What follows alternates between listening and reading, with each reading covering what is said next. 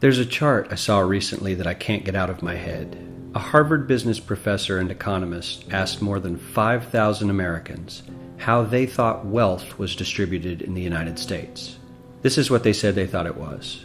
Dividing the country into 5 rough groups of the top, bottom, and middle 3 20% groups, they asked people how they thought the wealth in this country was divided. Then he asked them what they thought was the ideal distribution.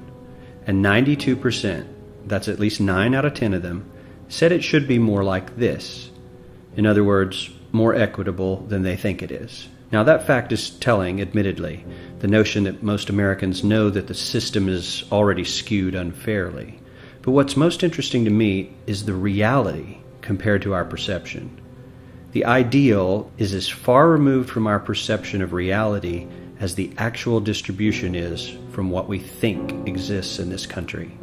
So ignore the ideal for a moment. Here's what we think it is again. And here is the actual distribution. Shockingly skewed. Not only do the bottom 20% and the next 20%, the bottom 40% of Americans barely have any of the wealth. I mean, it's hard to even see them on the chart. But the top 1% has more of the country's wealth than 9 out of 10 Americans believe the entire top 20% should have. Mind-blowing.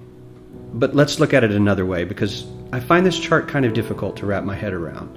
Instead, let's reduce the 311 million Americans to just a representative 100 people. Make it simple. Here they are: teachers, coaches, firefighters, construction workers, engineers, doctors, lawyers, some investment bankers, a CEO, maybe a celebrity or two. Now let's line them up according to their wealth. Poorest people on the left, wealthiest on the right, just a steady row of folks based on their net worth. We'll color code them like we did before based on which 20% quintile they fall into. Now let's reduce the total wealth of the United States, which was roughly $54 trillion in 2009, to this symbolic pile of cash. And let's distribute it among our 100 Americans. Well, here's socialism, all the wealth of the country distributed equally. We all know that won't work. We need to encourage people to work and work hard to achieve that good old American dream and keep our country moving forward. So, here's that ideal we asked everyone about. Something like this curve. This isn't too bad. We've got some incentive, as the wealthiest folks are now about 10 to 20 times better off than the poorest Americans.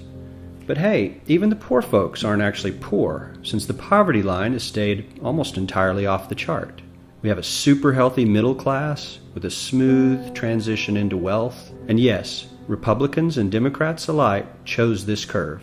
9 out of 10 people, 92%, said this was a nice, ideal distribution of America's wealth.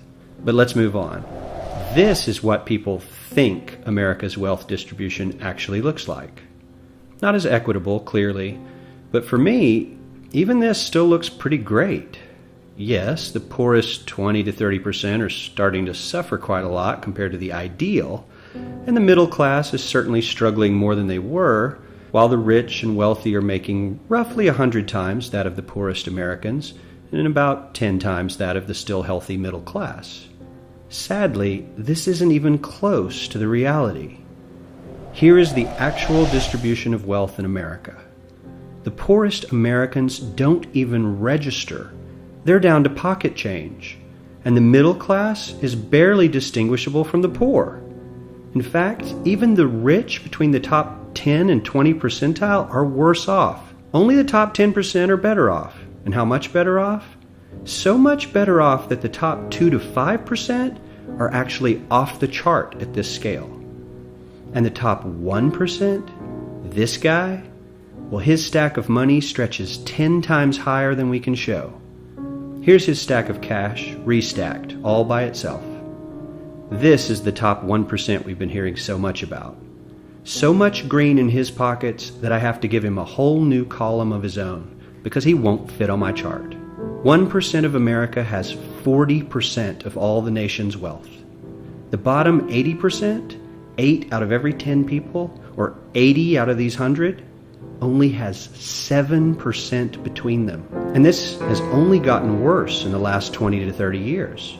While the richest 1% take home almost a quarter of the national income today, in 1976 they took home only 9%, meaning their share of income has nearly tripled in the last 30 years. The top 1% own half the country's stocks, bonds, and mutual funds. The bottom 50% of Americans own only 0.5% of these investments, which means they aren't investing. They're just scraping by. I'm sure many of these wealthy people have worked very hard for their money, but do you really believe that the CEO is working 380 times harder than his average employee? Not his lowest paid employee, not the janitor, but the average earner in his company. The average worker needs to work more than a month to earn what the CEO makes in 1 hour. We certainly don't have to go all the way to socialism to find something that is fair for hardworking Americans. We don't even have to achieve what most of us consider might be ideal. All we need to do is wake up and realize that the reality in this country is not at all what we think it is.